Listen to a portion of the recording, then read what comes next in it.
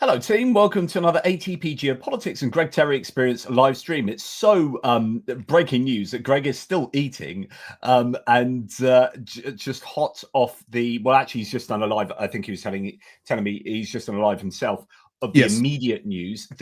We are going to be talking together about the news of this potential ceasefire, what it might mean. I don't really know what I think at the moment. Benny Pye was asking me a different platform. He's saying, what are your thoughts? And actually, I don't know my thoughts, so it'll be kind of stream of consciousness. Greg, do you want to just let us know what has happened? I'll bring up a news piece just telling us, I mean, this is what mainstream media is saying. Ukraine is ready for peace. Zelensky accepts a 30-day ceasefire. Zelensky has issued a statement following a meeting with senior US and Ukrainian officials in Jeddah, Saudi Arabia. Zelensky said that Ukrainian delegation's proposal consisted of 3 issues: silence in the sky, at the sea, as well as real measures to establish trust, including the release of prisoners. He said the American side understands our arguments, accepts our proposals. I want to thank President Trump for the constructiveness of our team's conversation. Zelensky says the US proposed to establish a complete ceasefire for 30 days in the Black Sea and along the entire front line. Ukraine accepts this proposal. We consider it positive, and we are ready to take such a step. He says the US must convince Russia to agree to the proposal, noting that an important element of the meeting today was America's readiness to resume defense assistance to Ukraine. He adds, Ukraine is ready for peace. Russia must show its readiness to end the war or continue the war. It's time for the full truth. Okay, over to you. All of that's accurate. So I was watching this, and if we actually back up, Johnny, what's really interesting is the timing of this is, and I know it can't be planned, because the massive drone swarm strike on Moscow, you just do not decide 5 minutes before you want to do a military operation of that scale and magnitude. That's designed over days between different branches of the military, security services, military departments, aerial reconnaissance, you name it. You just don't throw drones and have that much success. But it's interesting, the timing of it. Additionally, and I'm going to answer your question. Additionally, the timing of today, President Macron hosting the coalition of the willing, with included about 30 nations, including nations from Asia and down under, that would partner together to stand with Ukraine. So you have a lot of this momentum happening at the same time. And then the meetings are happening in Saudi Arabia. So if we go step by step, first of all, the meeting happened. That's number one. Number two, the meeting went off without conflict between the teams. The teams of basically Rubio and Waltz on the American side, the key guys there. And then for Ukraine, it was Andriy Yermak, the head of the office of the president. It was Stubiga, the foreign minister, and it was Umarov, the defense minister. So they had 2 different portions of the meeting. There was a morning session and an afternoon session, and the meeting lasted all day. And what was interesting, I was watching it, and I had put out an earlier video about the drone strike, and I was explaining it just on a regular daily video update. But I was watching that information, and I started building all of the information because I had a feeling they were going to just do a dump release of what the results were. And fortunately, I was on top of it. I even have Zelensky's statement, and I'll share it with you. We can share it here on your live stream, where he confirms everything. But what comes into play is we have to understand what happened. So first of all, there was a meeting between the American side and the Ukrainian side. It did happen in Saudi Arabia, and it is finished. There is not another meeting tomorrow. They have concluded. As the day unfolded, there were different media outlets and mainstream media that were trying to get ahead of the story and get ahead of the curve. You know, they want to get a click, a like, or sell another subscription. And they had to actually retract information back because they were putting out information that was just not accurate. That video there, is that just subtitled, or does it actually put it into English language? Нашої делегації. Okay. No, it's subtitled. I'll put the video up in just a second then in English. I've got it translated. So that's what unfolded and what happened there. So then we start coming to, okay, let's wait for the response, because as this news was leaking, attempting to be leaked out by media organizations of some of the results. They were getting it wrong.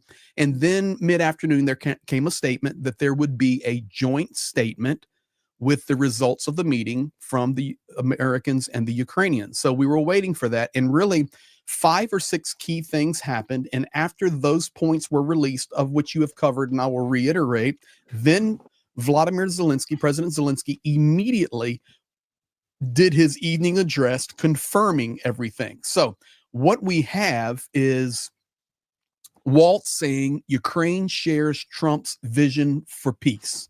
In fact, let me just show you. I wonder. I've not listened to this yet. I've got them all. But here's Walt's giving. This will be just a minute of him talking. So let's see what he has to say. They share. Okay, let's do it that way. In the fighting. Can you hear that? In the killing. Yes.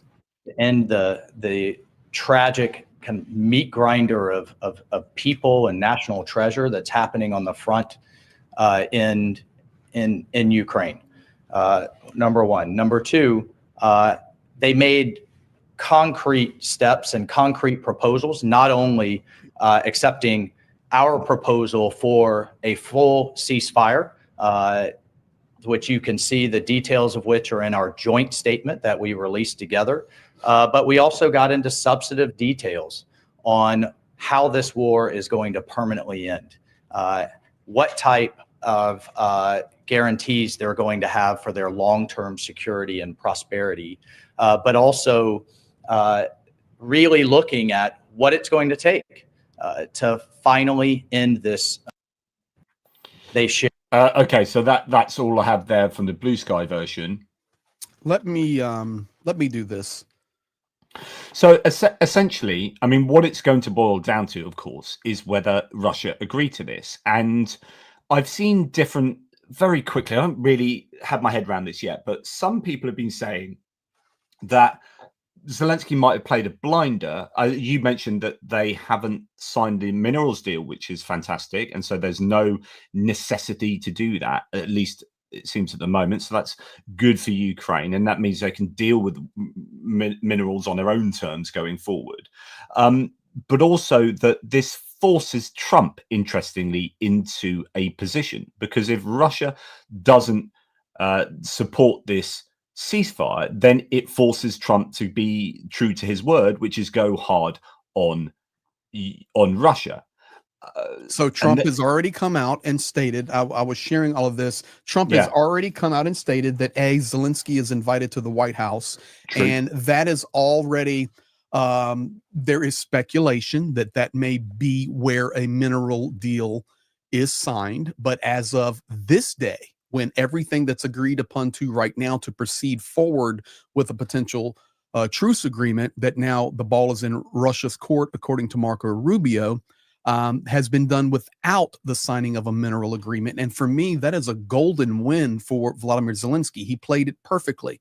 When you think about what has happened over the last month, the 14th of February, where Senator Lindsey Graham is calling Zelensky the best leader on the planet, and this is who I want to partner with, and he's the greatest thing since sliced cheese. And then 14 days later, I don't even know who this guy is. He's a crook. He's a bandit. Da da da da. And then a few days later, Lindsey Graham flips again. Well, we need to work through this, and we still need to supply Ukraine. This is the atmosphere Zelensky's having to stand up under, because honestly, Lindsey Graham over the years has become a personal friend to Vladimir Zelensky. So, you know, it's like you feel you're stabbed in the back. And then you add on top of that the debacle in the White House. He's blamed for everything. He's called a dictator. Why didn't you wear a suit? All this immense pressure. And even in his third language, he stands up to it. He's showing the test of time. And when it all comes down to the end result that we have today, which is moving forward with the parameters of a potential truce, Russia has to agree to it. There is no truce. They're fighting right now. Drones are flying right now. Bullets are flying right now. The war is ongoing right now. But Yermak just stated the main thing is that today we, Ukraine, demonstrated to the whole world that we want peace. We did not start this war, but we are ready for a just and lasting peace. That's directly coming from Yermak just a couple of minutes ago. So that's the result of it. Now, the ball has to go to Russia's court. And Trump also said that if Russia doesn't agree, it won't only be sanctions, but there will be a continuation of supply for Ukraine. Now, we already have confirmation from the State Department that intelligence, satellite technology, and the restriction on supplying of military aid has been lifted immediately. So that has been confirmed by the State Department. Yeah, so that is good news. Now, so if the Russians do, agree to the ceasefire, then of course there is this chance that they are going to break the ceasefire, and that's an interesting dynamic. Sorry, I'm just going to. He's sneezing there, ladies and gentlemen. He's sneezing. Just frog in the throat. Well, you started talking about Russian having to agree to a ceasefire, and immediately you had an allergic response to that because it's not their typical behavior. I've got you. Yeah, exactly.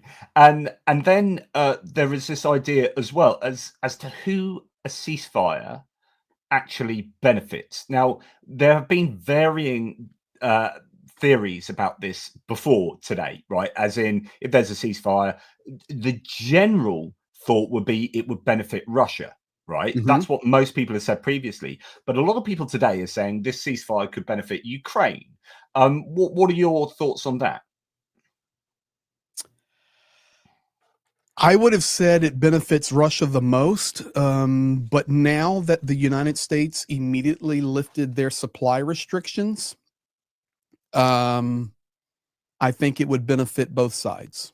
I'm just going to tell you what I think. Yeah, I mean, of course,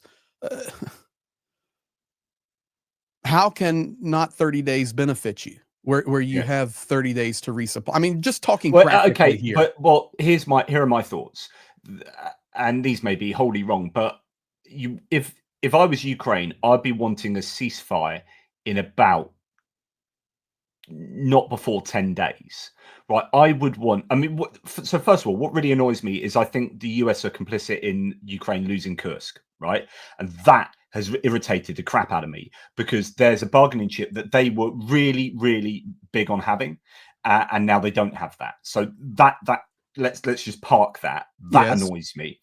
But elsewhere along the front line, the Ukrainians have been pushing back really quite well. Toretsk is going very well for them. We're here in Kupiansk as well. I am yet to report this, but south of Sinkivka in Kupiansk, they've cleared out that area. They are clearing out Pokrovsk pockets like Shevchenko and was it Udansk? No, Udenska. Anyway, areas around that Pokrovsk region. So that's going quite well. And you're thinking, if the Russians are actually quite brittle in places like that, you don't want to stop the Ukrainians when they have. You never want to stop an army that has momentum, right? The momentum is really important. Actually, the Ukrainians do have momentum in probably 3 places on the front line, and so if this might then play into Russia agreeing to a ceasefire because actually they're thinking we're under the cosh a bit. And therefore, that's a shame for the Ukrainians because they can't then drive that home, that momentum home to take possibly, you could have a crumbling of a certain area of the front line. I don't know. I'm imagining, like best case scenario, the Russians could capitulate somewhere particularly and allow a breakthrough that if they have a ceasefire, then the Ukrainians can't take advantage of that. But that's not definite, right? So there are lots of things going on here. And so to me, I would imagine you might see Ukraine like tomorrow and next couple of days, I don't know, throw in some reserves somewhere, go a bit crazy for a week. And then, on the understanding that the ceasefire may then put a stop to that. Well, I will say this. With that viewpoint that you were describing there, I completely agree with you then that would benefit Russia predominantly. This is why the timing of that massive drone strike on Moscow couldn't have been better. And many people think, well, it couldn't have been worse. No, it couldn't have been better. No, it's definitely timed to perfection. But I just wonder, I was asking this morning, and you might know this, it seemed like there wasn't that much that came of it. Like for the Russians to claim that they shot down 337 drones, and there was very little battle damage assessment. But then things are coming out today, like Hungary are not getting oil because something that was hit that was significant. Yes, You're like, the Druzhba okay, pipeline was damaged. Okay. Additionally, you had the shock and awe. This was not a strike in Rostov-on-Don. This was the capital, man. This was Moscow region. They also took out the main refinery place that is responsible for producing about 40% of vehicular diesel and gasoline for the Moscow city area. So there was some significant strikes that happened, but the ability to coordinate that type of attack when Russia is supposed to be the second army on the planet, and Ukraine has been cut off from intelligence at that point from the Americans, and the supply has been interrupted, and they validate, hey, we're fighting a war. And they even came out, the general staff made their statement, we attacked military targets in agreement with, you know, international standards and rules of war. So they were making a very bold statement. Now, of course, it's just I find it very difficult to believe that the timing of this could have been planned to be as perfect. But when you have the French hosting the meeting for the Coalition of the Willing, Ukraine smacking Moscow, the meeting in Saudi Arabia, and then here is the ace up the sleeve, my opinion. It has been bantered about for 2 or 3 weeks that if we were to pursue the potential of offering a truce, not a peace deal, guys, a truce, a ceasefire, means a pause in hostilities for X amount of time that has to be agreed upon by both warring sides. Zelensky was floating it out there that it would be long-range strikes of drones and missile and silence on the Black Sea. But nowhere was anybody, Zelensky himself, talking about actual zero-line ceasefire. So is that an American demand that's... Do not know the answer to that. But that came out today. Because, see, Russia would be very happy to, okay, we can ceasefire, you know, dropping ballistics on Lviv, but we're still chewing up our territory according to our constitution. And see, then we get into the next layer of discussions. And on my live, we were discussing it. And I just said, guys, we can't go there yet. We can't talk about the map. We can't talk about, we're nowhere near that. That's way down the road. All this is trying to come to a truce so that negotiations about the end of the war can begin. And the United States and Ukraine and Saudi Arabia, and this is important to understand also, they agreed to form negotiating teams that included Ukrainians, Americans, Europeans, and Russians. It's exactly what Zelensky was wanting. Yeah. It wasn't America and Russia talking in, you know, Timbuktu and deciding. Ukraine says, no, no, no. Our European partners are going to be there in these discussions. This affects Europe. So some of these things we have to look at just for today. To speculate for tomorrow, not possible. To speculate what will be Russia's response, not possible. We're already seeing it. We're hearing it in the propagandists. We're hearing it from members of the Rada, the State Duma there in Moscow. Oh no, we're not agreeing to this. This is pure evil. This is We're hearing all of it. But we until we hear something officially out of the Kremlin, all of that is just, you know, knee-jerk reactions and talking points for their gain. But the reality is, I'll tell you what, let's do this. Play this video right here. I think it'll help you. Yeah, one thing I just want to say, just sort of an answer to that, and we're going back a little bit.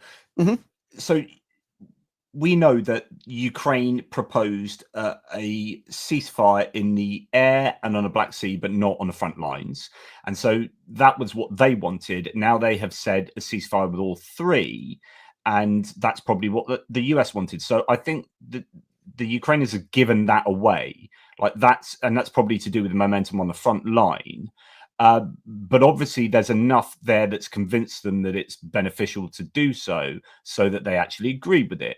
But of course, intelligence sharing is only kind of particularly useful when you're actually fighting. So if you're on a ceasefire and you're receiving intelligence, then that's kind of like not so important, but then getting that aid in and stocking up with equipment. But you know, I'm still trying to play around with the ideas of who it really kind of benefits and where we go. But anyway, let's play. JP, right your now it video. benefits nobody because there's no agreement. Yeah, of course. Yeah, absolutely. So this is To good health, dear Ukrainians. Oh, Our delegation just Let it roll. reported on a meeting with the American team in Saudi Arabia. The conversation lasted most of the day and was good and constructive. Our teams managed to discuss many details. Our position is absolutely clear. Ukraine has sought peace from the very start of the war. We want to do everything to ensure peace is achieved quickly and reliably so there is no more war. Our Ukrainian proposal for this meeting with the Americans focused on three things: silence in the sky, no missiles, bombs, drones, silence at sea, and real measures to build trust in this situation. Diplomacy continues, with the key priorities being the release of our military and civilian prisoners and the return of Ukrainian children taken to Russia. The American side understands our arguments, accepts our proposals, and I want to thank President Trump for the constructive conversation. Our teams discussed a proposal from the U.S. to immediately try a 30-day full ceasefire, covering all weapons and the entire front line. Ukraine views this positively and is ready. The U.S. needs to convince Russia, and if they agree, it'll start right away. A key point today was America's willingness to resume defense and intelligence aid to Ukraine. During the 30-day quiet period, we can prepare all aspects for lasting peace and security guarantees with our partners. Ukraine is ready for peace. Russia must show if they want to end or continue the war. It's time for full truth. Thanks to our diplomats and team in Saudi Arabia today. Thanks to all helping Ukraine and to everyone fighting and working for our country and people. We'll preserve our independence and protect our people's lives no matter what. We're grateful to all supporting Ukraine. Despite everything, we must achieve a just peace. Glory to Ukraine. interesting. There you have it. And let me just add this to the stage. Right, I need to get rid of that then, remove that, add this. I just wanted to show here what Andrei Yermak has said. Okay. So head of the office of the President of Ukraine, Andrei Yermak, has said the main achievements, the results of today's meeting are the immediate resumption of American assistance and intelligence sharing. Yep. We also discussed all the issues related to the process of ending the war by just peace. That's important. The joint statement, and this is what you were talking about. This is actually super important, as you intimated. The joint statement mentions that our European friends, that's the key part, our European friends, partners, and American partners will definitely take part in this process, and that they will talk to the Russian side about the possibility of moving forward if Russia is ready for it. So that's really important. It will be obvious today that after this meeting, as it is written in the joint statement, that the key today is in the hands of the Russian side. The whole world will then see who wants peace and who does not want peace and only talks about it. So that's interesting because it does put the ball in Russia's court. Exactly what Rubio said. But let me just tell you, I mean, it is what it is. And I'm seeing the news right now. Americans going to meet with Russians tomorrow. I heard on Friday. So that's well, I'm seeing the 12th. We'll see. Yeah, regardless, whether it's tomorrow or Friday. Yeah. Additionally, I mean, that's coming directly from Andrei Yermak, who's been there since day one. But if we then begin to analyze, we have to be patient, not knee-jerk reactions, step by step. Let's look at the positives here. Ukraine did not sign a mental agreement. Ukraine received some hope. Ukraine has a resumption of the intelligence. Ukraine has a resumption of supply.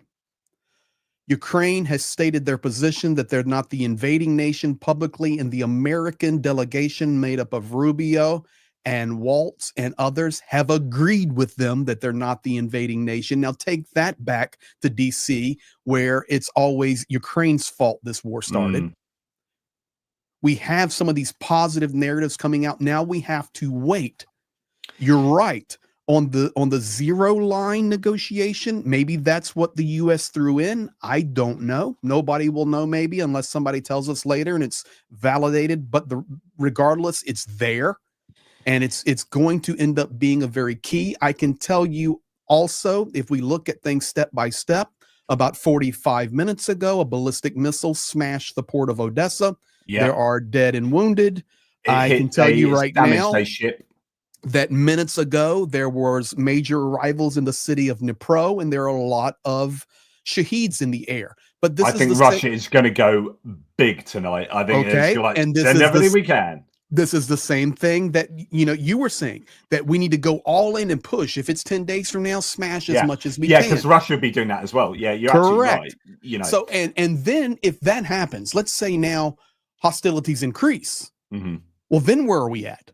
You see what I'm saying? That's why we can only evaluate what we can evaluate. And if I look at that, I'm pulling up the video from June 14th, 2024.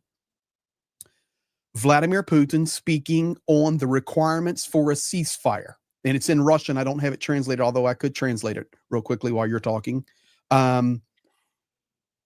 His requirements for ceasefire were withdrawal of all Ukrainian armed forces from our territorial oblasts that are in our constitution. It's all the things that Ukraine would deny, absolutely 100% deny doing.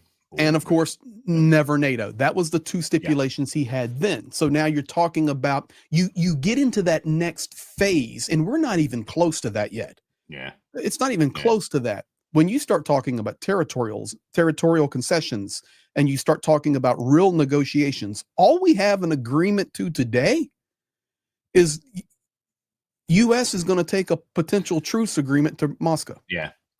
And it's interesting that the Duma, the State Duma, the Russian parliament has not agreed to it in principle. Not that they particularly matter. This is a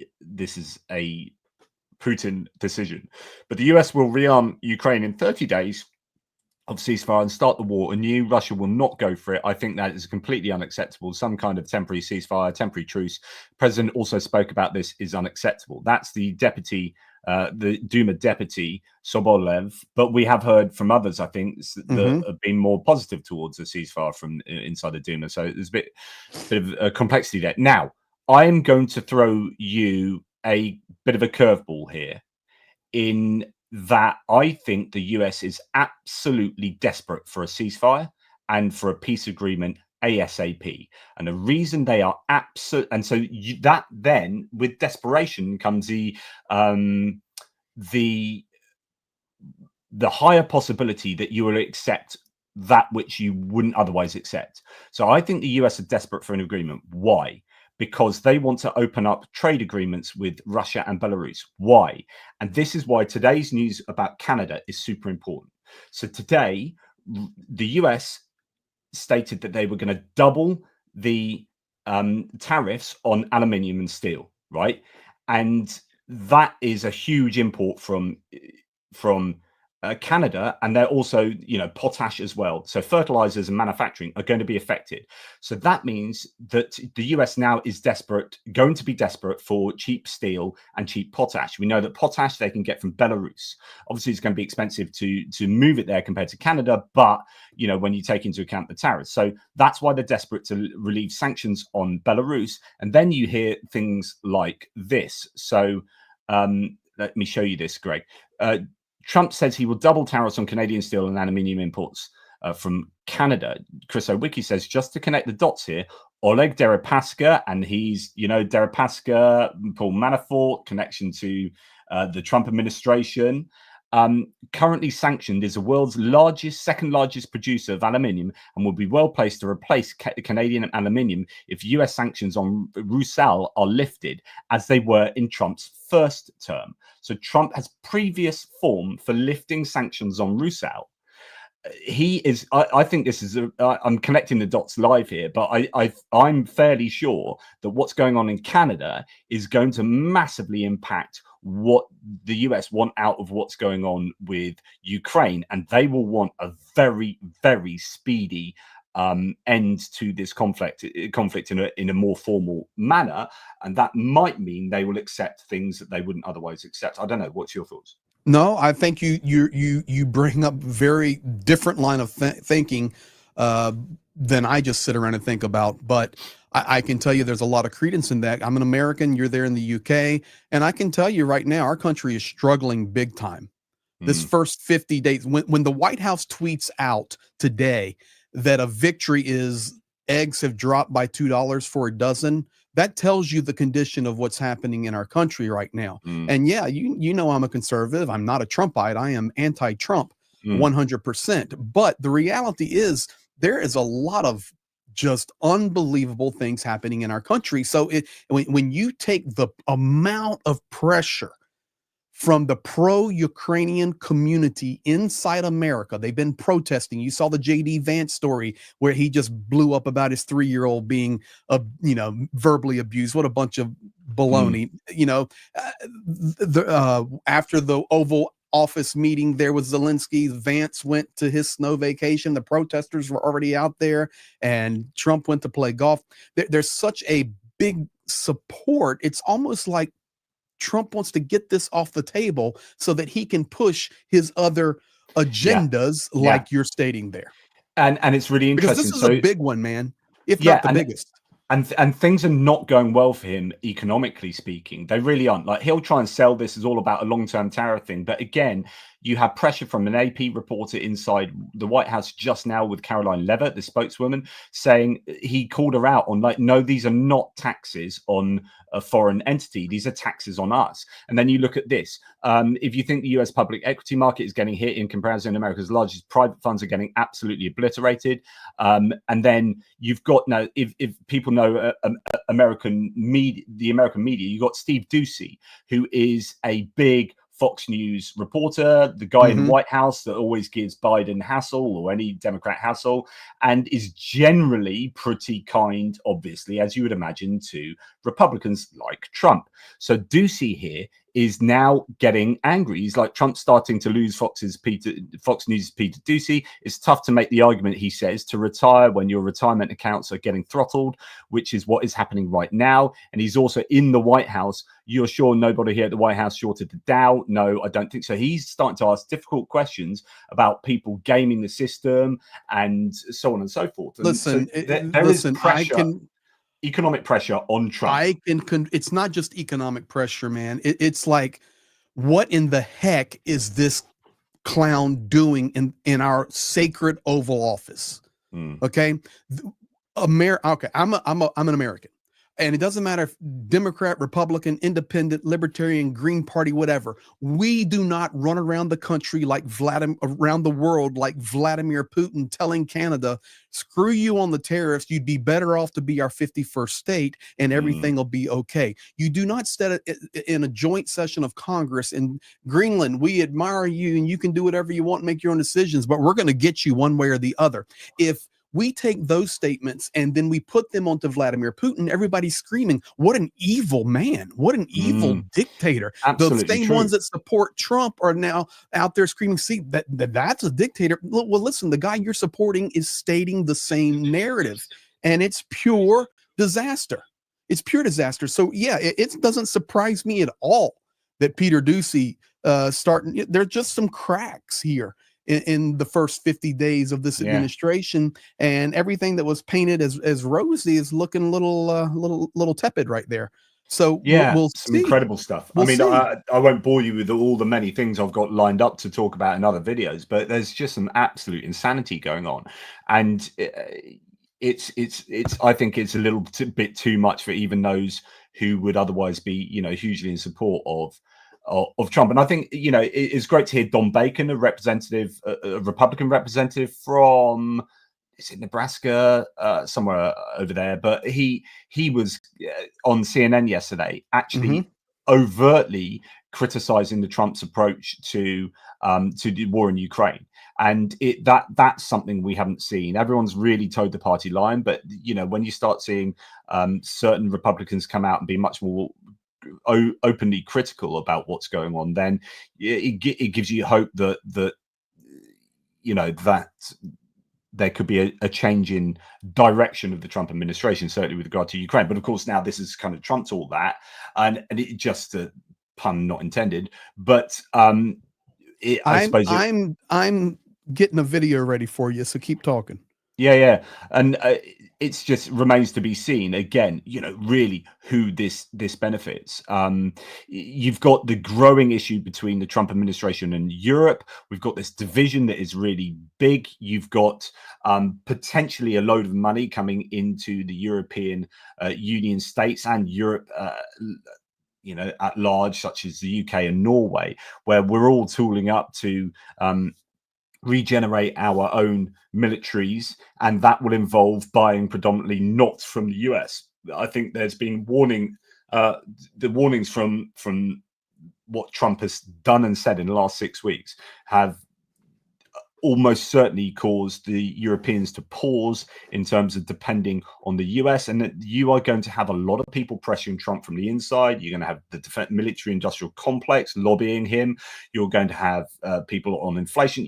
There are so many dynamics going on here, and the end result is that Europe will actually probably unite a bit more, become more independent, strengthen, and so you can thank Trump for that. But it took him going to war with Europe, essentially, almost rhetorically, and I think there has been, unfortunately, the ramifications of that is a close relationship with the US has, I think, been irrevocably damaged now going forward, and that's something you can't put a financial number on. It's a real, I think there's been a real political upheaval that has not benefited the US going forward in the long term. I completely agree with you on that. BBC now reporting that the United are simple. States, Ukrainian troops. Oh, sorry. That's all right. Yeah. You got to get it. I'll preface that video before you play it. A U.S. delegation this is according to BBC. U.S. delegation requests to meet Putin in person. Right, interesting. Right, so that is person. Putin himself. Interesting. Okay. Wow. Yeah. So now the video I have for you, I just it automatically starts playing it. So so here we go. What draw from Donetsk, and then I'll stop it. Lugansk People's Republic. Yeah. Okay, all right, so back that up for me. This video is from June 14th, 2024, when Putin was asked requirements for a truce. Here you go. These conditions are simple. Ukrainian troops must fully withdraw from Donetsk, Lugansk People's Republics, Kherson and Zaporozhye regions. Note, from the entire territory of these regions, within their administrative borders that existed when they were part of Ukraine. As soon as Kiev declares readiness for this and begins actual troop withdrawal from these regions and officially notifies about rejecting NATO membership plans, we'll immediately order a ceasefire and start talks. There you have it. I repeat, we'll do this without delay. Of course, we'll simultaneously guarantee safe and unobstructed withdrawal of Ukrainian units. Okay, so this is about ceasefire, a truce. Yeah. So this is June 14th, and listen, it's going crazy everywhere on Ukrainian media because this is what he stated, and it's right there. So it's going to be so just index this, everybody watching right now, index this in the back of your brain, and you must understand when Putin refers to the entire oblast. So basically, Lugansk, they occupy almost all of it. Donetsk, no, it would still be the Kramatorsk area, Slavyansk, Konstantinivka. But then when you're talking about Zaporizhzhia and Kherson, he's actually referring to the full oblast, which would mean Zaporizhia City, which is I don't want to call it a mega city, but it's a mega city for Ukraine, over 1 million people and massive on the infrastructure side. And then Kherson. These cities are located within the borders of the political map there of the oblast. So you're talking about, this is what he stated on June the 14th, 2024. So let's see what happens now in March of 2025. Do you think, let me ask you this question. Everything that we're talking about. Yeah. And let's just have a little, I hate to speculate, but let's just speculate here. Rubio and Waltz and Witkoff or whoever, John Doe, goes and gets to Putin and says, okay, we met with Ukraine. We need to get this thing done here. And this is what we're looking at. The full ceasefire on the front line, no more long-range strikes, no more activity in the Black Sea. And then we can build negotiation teams and figure out how this thing is going to look going forward. What do you think Vladimir Putin's going to say to that? Well, I mean, this all comes down. He has to change his tune, is what I'm saying. Yeah, completely. So the reality is going to be, well, no, what he says is going to be defined by, I guess, the reality for him and his country. So I don't know. So the point is if his army is truly exhausted, culminated, running low on material, which is abundantly clear, running low on trained and well-equipped and fresh, highly morale-driven troops. If his economy is in trouble, all of these things that are taking place, right, it is putting Putin in a very difficult position, whereby actually those are the things that are going to force him to accept what's given to him. But then obviously he's a strong leader, and to a degree doesn't care about those people, so he's still willing to just feed those people into a meat grinder anyway. And so does that mitigate the pressure on him to sign a deal? Lindsey Graham stating right now, if Russia refuses to ceasefire, we will impose sanctions on them. I will propose immediate restrictions, tariffs on countries that purchase Russian goods, including oil, gas, and uranium. They need to feel the enormous economic pain from their brutal invasion of Ukraine. Which is what Lindsey Graham was saying anyway. He was going to propose a bill. He was going to propose a bill. Yeah, and he's now essentially appending his bill to this. But that's what Trump, to be honest, said before. I'm getting some clarity now. Go ahead.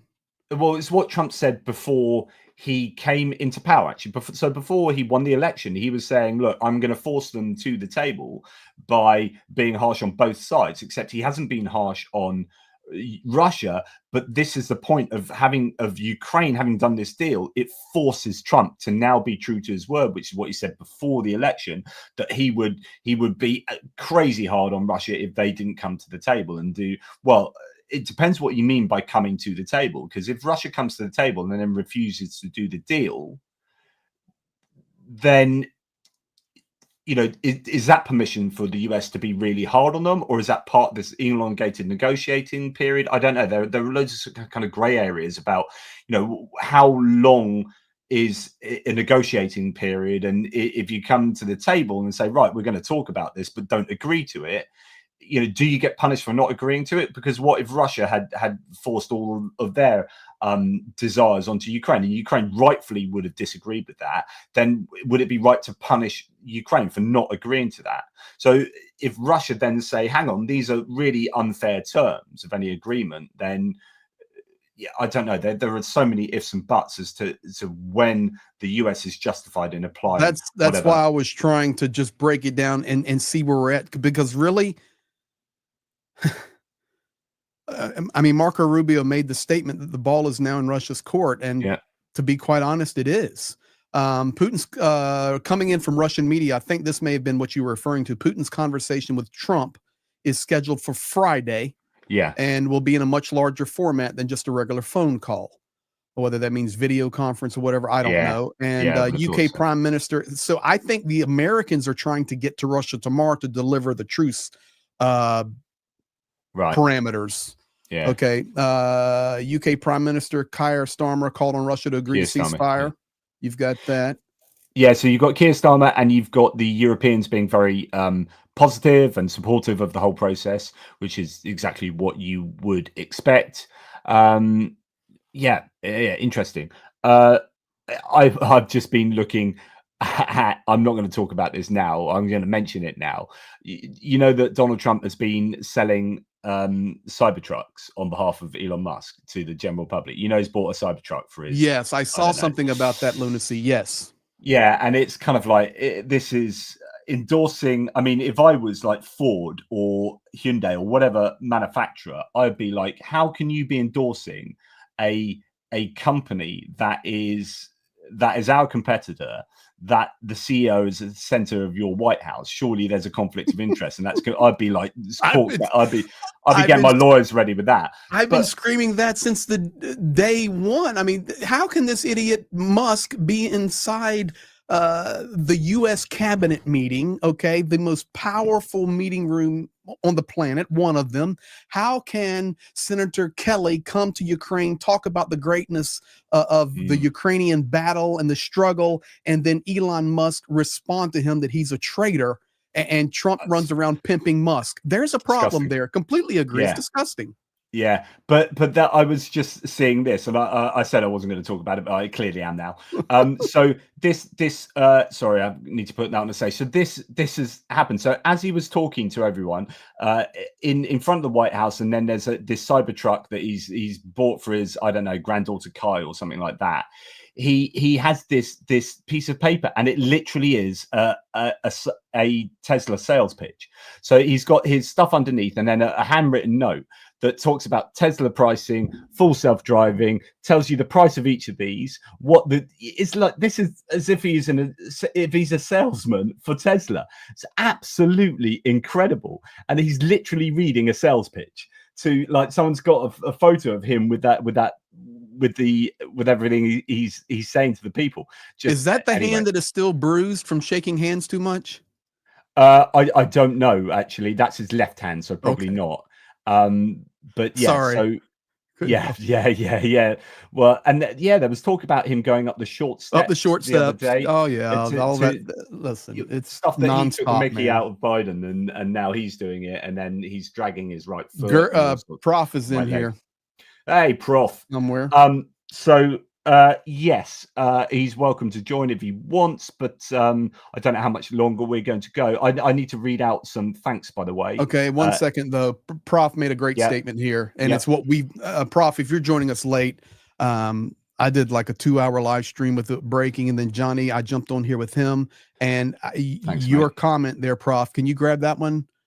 Let's go up to where's he gone? Is it quite far up now? No, it's I am cautiously optimistic, or one after. No, it's I can read it. Here it goes. Yeah, here it goes.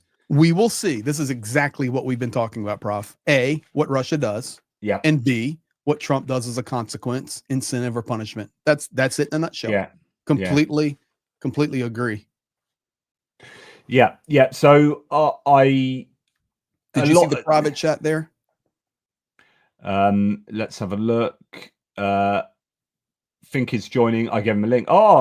Fink is in, and we've got actually JR in the background helping out with questions as well, so that's really cool. You gave Fink a link. That's always good. He's not there yet though. So brilliant. I just want to do a few thanks if I can really quickly. Thank you to Kevin Force for memberships. These all be thank you for memberships. Finnish guy as a member, still the best channel ever. Thanks, mate. Don't say that when Greg's around though. Michael Vuchar, thank you very much again, mate. Really, really kind. Richard Bennett as well, and Blonde Bombsheller doing the really kind gifting of memberships there. That's super generous, Blonde Bombsheller. Thank you. And we have her saying big shout out to all the awesome mods here. Thank you. Absolutely. Thank you to them. Slava Ukraini, thank you, Ex Penguin, and for all of these members. So Niels Knudsen, thank you very much for your gift of memberships. And indeed, thank you for all of these members who are saying their piece. Now, a few statements here. Julian Roster, thank you very much. If and when Russia breaks a ceasefire, what are the consequences? I expect not much. I mean, yeah. So I guess it's going to have to be written down very carefully what the rules are, really, with regard to the US. So if there is a truce, a ceasefire, then what happens if it's broken? The US, I'm sure, will be drafting agreements, and they'll have to be signed up to by everyone, because just agreeing to a ceasefire without any consequences is, of course, well, it was reported that Trump said earlier that if it was broken, that they would just supply Ukraine like crazy and fight like crazy. Which is exactly what he said before he was elected. Yeah. Correct. Sorry, ATP Geopolitics must disagree. If there's a ceasefire, intelligence sharing will be more important. As an ex-peacekeeper, it's essential in policing any ceasefire peace agreement. Yeah, and actually, what you want is to have the intelligence in place if it's broken, and then you know. But my point was, it's less valuable than actually when you're fighting. Of course, I think self-evidently, but you absolutely, it's not that it's not important. Absolutely agree there, 100%. And thank you very much. Really kind of you, by the way, ex-Penguin. Get yourself some Yorkshire tea. Thank you, Stephen. Do you know what? I think I'm going to have a cup of tea after this. Really appreciate that, matey. And Tahir from Norway, let Putin get some grey hair. Well, he's a bit like me. He might need some hair first of all. Weasel, thank you very much for your super sticker. And Johnny Nevergud, thank you. Hello, communities. That's the Norwegian island dweller, by the way. Absolutely. These Norwegians, they do get around, don't they? Or maybe they don't. Maybe they are all back in Norway. Prof is in the chat. Does he want to join? Text me. I do have Mr. Fink here. So, Mr. Fink, thank you for joining. And Prof, if you want to join, text me. Oh, he's backstage. He's here too. Prof is here. Oh my goodness! Right, just let me get rid of this. And no, he's not. But Mr. Fink, what are your opinions on what's happened? You're muted, so just still muted. Still muted. There he is. Once again, I'm here. Sorry, Jonathan Fink. 1 second. Prof, check your WhatsApp from me, please. Thank you. Okay.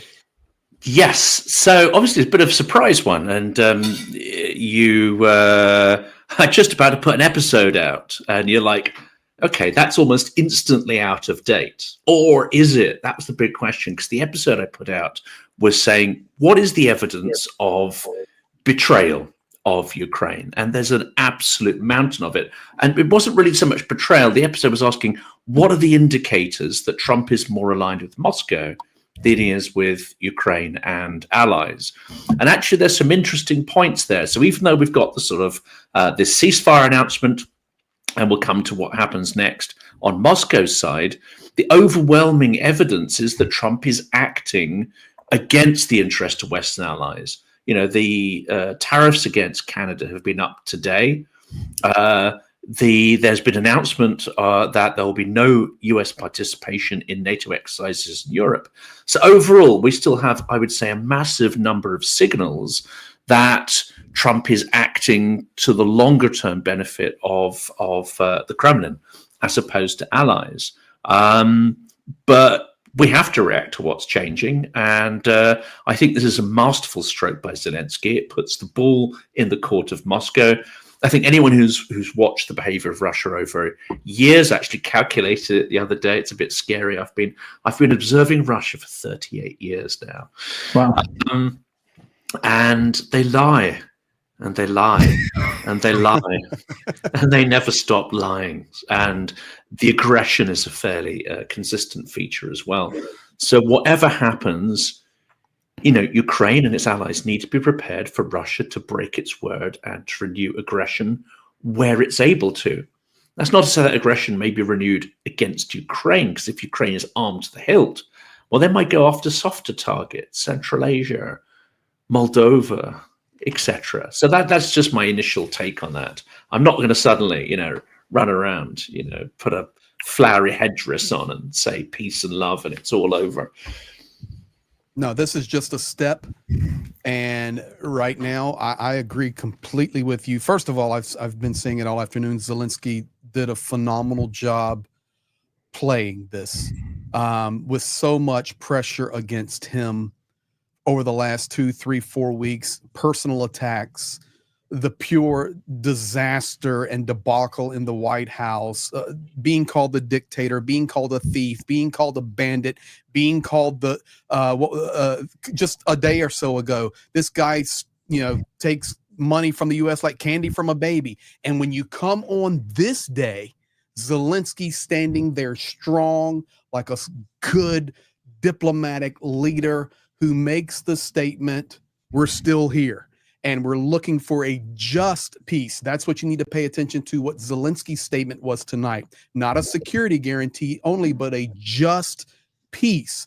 Now, as Rubio said, the ball is in Putin's court. And we've all stood.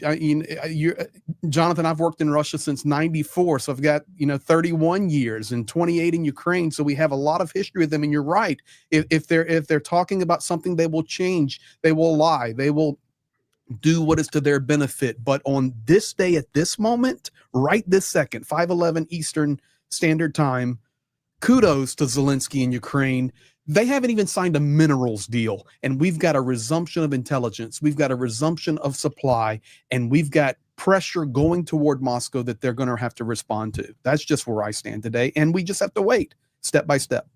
Which one of you guys is live streaming this as well? Because it looks like I've got some. It's Jonathan. Okay, so just to let Jonathan's audience know that we have had a previous big long chat about all of what's taken place, so we won't be retreading those steps. We have discussed what's been said by Zelensky, what's been said by Walz and Trump, and what the issues are. The TLDR is: will Russia agree to sign up? And or to sign up to the truce, and if they don't, what will be the consequences from the US?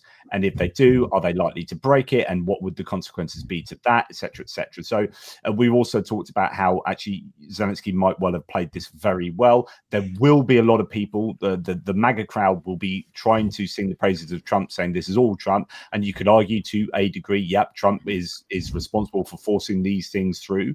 The question is from a big picture point of view, was that to the benefit of Ukraine? Had actually instead Ukraine been provided with even more weapons and Russia hit with even greater sanctions, Russia would have been crippled on their knees, and this war would have actually been, I think, or a peace would have been brought about more quickly, and Ukraine would have been in a much stronger position, and that hasn't happened. So this is an outcome that I think will eventually be the less decent outcome, even if a peace is arrived at. But anyway, those are my thoughts. Prof, good. I got a question for Darren. Hi, great to see you here. I'd like to go back to something that Jonathan said, and that is, first, I'd like to see him in a flowery headdress. Second, I have to. That can be arranged, by the way. That can be arranged. Russia. They said the Russians are liars, right? Let's go back to that, right? Like that's part of the picture. They haven't changed, and so. Let's see what the Russians do as we move forward. So this puts now Zelensky. I have to tie Reagan again back to it. It's not just Reagan worship here, but Reagan was known as the great communicator. Zelensky, I see a lot of the same kind of attributes in Zelensky as far as being able to communicate effectively and really precisely. So one of the things that happened today was tying this to Trump's ego, right? I want to thank Trump for making this possible to, right? So that's a really good, like whatever you think about Trump, that was a really smart step on Zelensky's part. And so let's see what the Russians do, because the ball, as Rubio said, is in their court. And so from this point forward, now I've been saying this has been my theory, and you can correct me if I'm wrong, but a lot of people are like, well, Trump, he's just in Russia's court. Yes, that's what it looks like. That is, I mean, I agree that's what it looks like.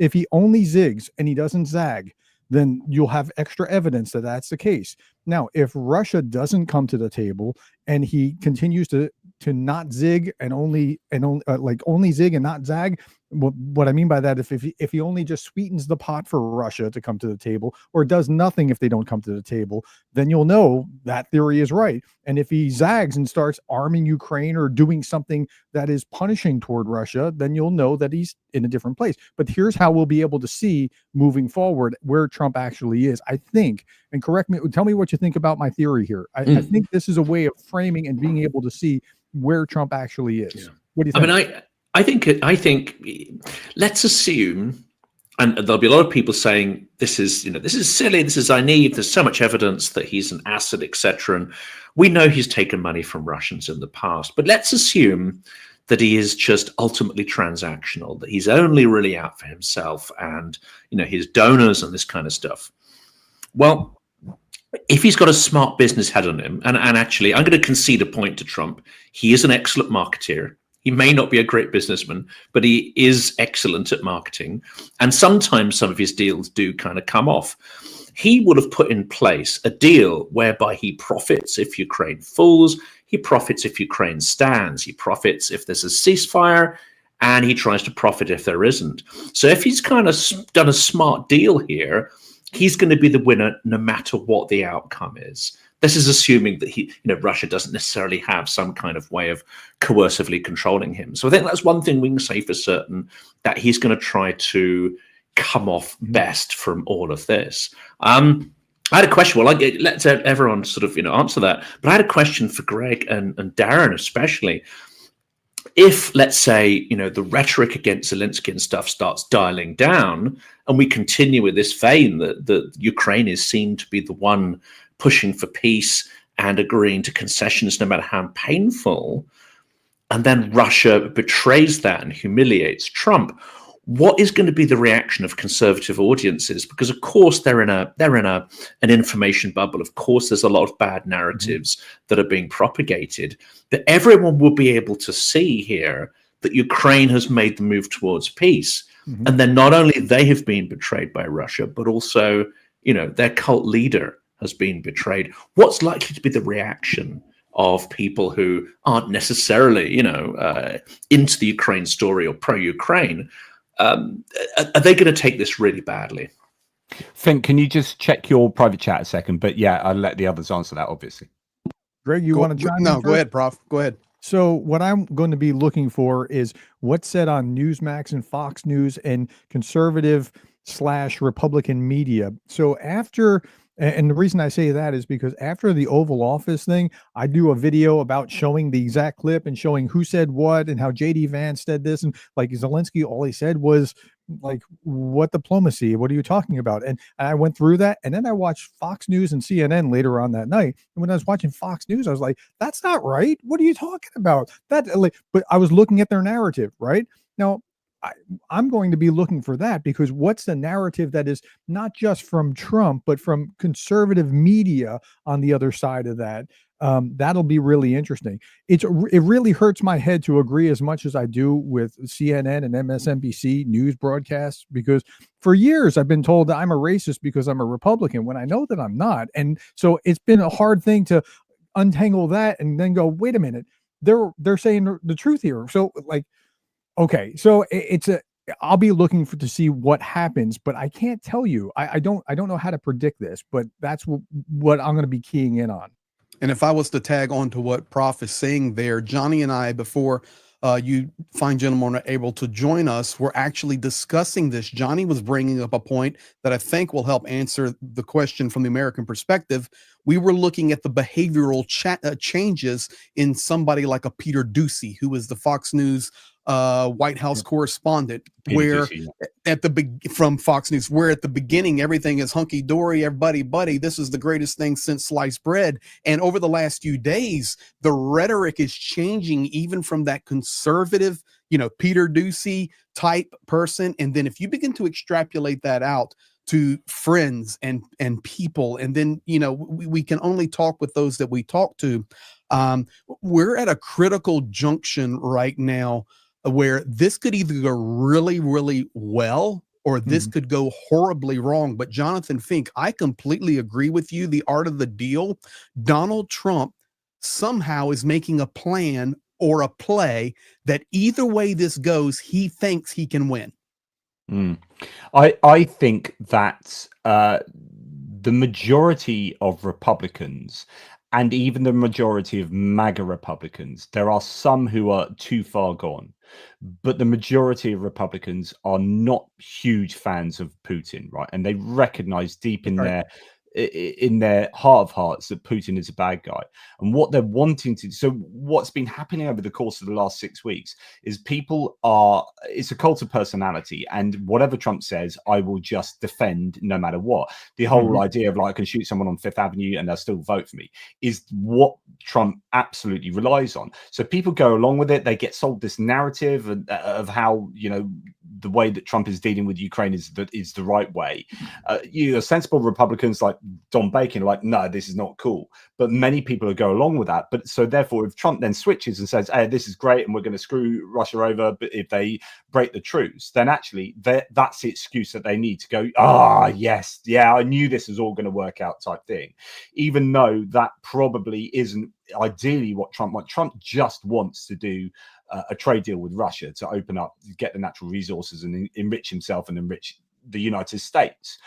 Whereas I think it was Don Bacon himself that was saying, or it might be Mark Kelly, but one of them was saying, this war shouldn't just be about for America doing things that are just going to enrich America. This should be about doing things that put us in a good standing, that make us the leader of the free world, that allow people to look at us and say, these are the people we want to aspire to because they're doing the right moral thing. So there's a moral dimension that's been severely missing, and perhaps this allows Trump to sell that moral dimension to a lot of his audience that have been going along with it from a purely transactional point of view, but have been desperately wanting there to be a little bit more than that.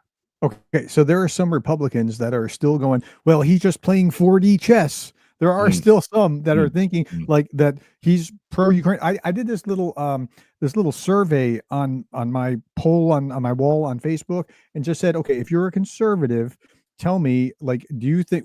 Okay, I think my three choices were like, this is about exactly what I expected from Trump. Only American conservatives, right? Please, everybody else, just if you want to look at it. Like, here's a fourth choice just to look at. First one was, this is what I thought Trump would do, and then the second one was, well, hold on, let me pull this up as I explain what it is. The second one, give me just a second. Oh, please forgive me for the taking the time here to pause here. But it's really interesting to see what the okay. So American Left and Internationals, this poll is just for American conservatives. I'm an American conservative, and first choice was, I thought Trump would do precisely what he's doing, 12%. And then I thought Trump would be better and potentially help Ukraine at 6%. And then I never imagined that he would do what he is doing to Ukraine, 17%. So it's about 2-1 that really thought, like, what's going on here? Like, I thought he would be better, or I never thought he would do this. So that's where their mindset still is. So it'll be really interesting to see what happens on the backside of this. If Trump switches gears and then you see conservatives going a different direction with him pro-Ukraine, there'll be multiple academic papers in that. There's a good point there, actually, because I think you'll suddenly get loads of Republicans going, thank goodness for this. Like, thank you. Let's get behind this and really support Trump. And then that will communicate to Trump that actually there's a lot of Republican opinion that supports doing the right thing for Ukraine, like releasing the aid and releasing the intelligence sharing. And I just think that he might then just ride that wave of like, yeah, I told you, and say this is all 4D chess, even though it really wasn't. But I don't think he really has the plan, but there's a lot of people that really believe that he does. That's my point here. And I was listening to quite a few analysts talk about him recently, like I think John Bolton and a few others, saying, you think he plays 4D chess? No, you don't know Donald Trump. Like, I've worked with him and he doesn't have these big plans. That he's not capable of that. But anyway. But to Jonathan's point, marketing is like, if I were to give Trump strong marks in any part of business, and remember, I'm in the College of Business because of my I teach leadership. That's where we're usually housed. I'd say marketing is his strongest suit. He markets and Communication. markets and markets and markets, and sometimes things work out and sometimes things don't. I would not say finances is great strength, but marketing, yeah. And I would just reinsert here once again. Earlier, I actually shared Putin's response, and I pulled it back up from June the 14th, 2024, because regardless of how we're looking at things, if we go to a core baseline issue, I think we all can agree the baseline issue that Putin and Russia is 100% anti-Ukraine. They call them a Nazi regime, okay? Sure. Secondly, they are 100% anti-America. This is stated multiple times, even warning and continuing to work on forming the coalition with China, North Korea, India with that huge oil deal, Iran. They want this new world order. So you have to have that as an underlying, like a bedrock place to start. This has to influence how Putin and Moscow is going to react to when this ceasefire proposal is delivered to them. They start from the basis of, for years of this war, the active phase since 2022, 2014, really the initiation over 10 years. This is a neo-Nazi regime of evil, and we are anti-West, we are anti-America, we are anti-NATO, we are all about us. Our only friend in the world is Lukashenko, and really he's just one of us. That's it. So that's where you have to remember, this is where we start from. So if that's the baseline, and then Putin, June the 14th, 2024, I have the video and we will hold it. We will hold it. I played it earlier. He said, the only way that Russia will agree to a ceasefire is if the Ukrainian army leaves the 4 oblasts that we have on record in our constitution, which is Lugansk, Donetsk, Zaporizhia, and Kherson. And I just want to remind you folks, it's only Lugansk that's about 98, 99% occupied. Donetsk, Zaporizhia, and Kherson, you're talking, if this is what he comes back to the table with, the same statement he made in June of 2024, that is a pipe dream, because that means Ukraine has to pull out their army from all of the 4 regions and give up the cities of Zaporizhia and Kherson. Not going to happen. Not going to happen. Here's a bit of stimulus for people. Phillips O'Brien, good analyst to follow. First impressions on the US-Ukraine deal are that Ukraine has shown that it's always best not to grovel, apologize, or become desperate with Trump. He cut their aid, he helped kill their people, and they kept fighting with their head held high. They made him look cruel, and he blinked. Let me go back to a point that Jonathan was making about Russia, view toward Russia, or the Russian view toward America, and it's reciprocated. 9 out of 10 Americans, this is a Pew Research poll I'm looking at, it's actually 11%, but 9 out of 10 Americans basically do not have a favorable view toward Russia. And I've made this point again and again, like very unfavorable or unfavorable or something in there. Generally, so I've seen plenty of Ukraine stickers, Ukraine hats, Ukraine whatever, bumper stickers, that kind of thing. I've not seen anybody wearing Russia or a bumper sticker that's Russia or pro-Russian sentiment. What you generally find in the U.S. is some variation of "it's not my problem" or "yeah, but Ukraine's corrupt too." It's not anti-Ukraine sentiment for the most part, unless you're talking about like Marjorie Taylor Greene or some of those people that are mouthpieces. But it's generally speaking just why are we? I don't want to get sucked into it. It's World War III. But it's not. Yes, we must defend Russia. So exactly. I think that plays well for us. And I completely agree with that. I mean, honestly, guys, this is no joke.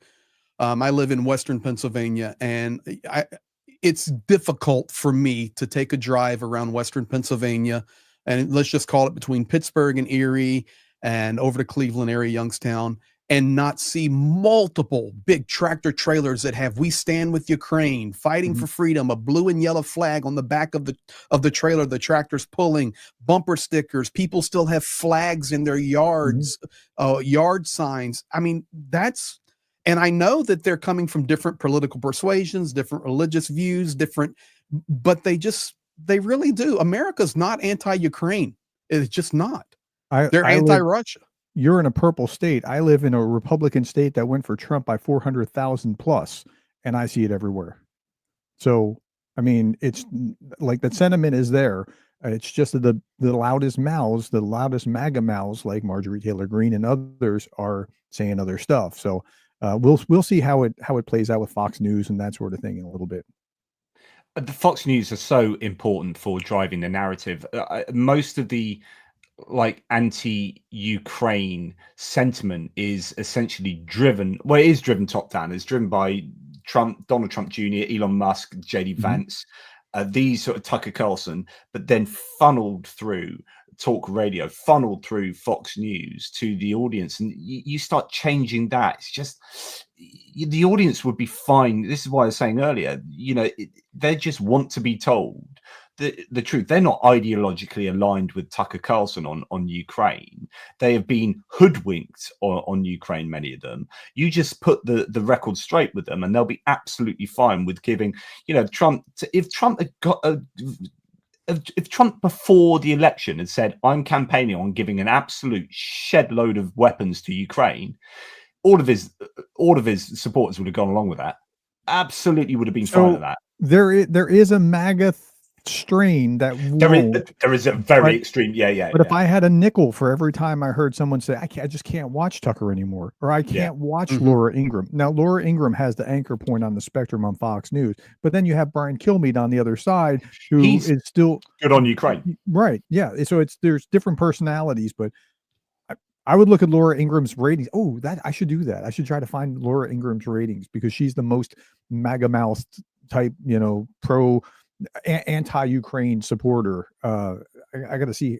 You check on that while I'll say this. On my live stream a couple days ago, I went into unfortunately a Johnny rant, and I was actually ranting. So I want to concur with what Professor Gertis is saying there. You have these mouthpieces that are large, and that's just always going to be there. My concern, though, is where a lot of that MAGA anti-Ukraine narrative has really blossomed, unfortunately, has come through the evangelical church. And they really, not all. So, guys, don't take it. I'm a pastor. Don't take it.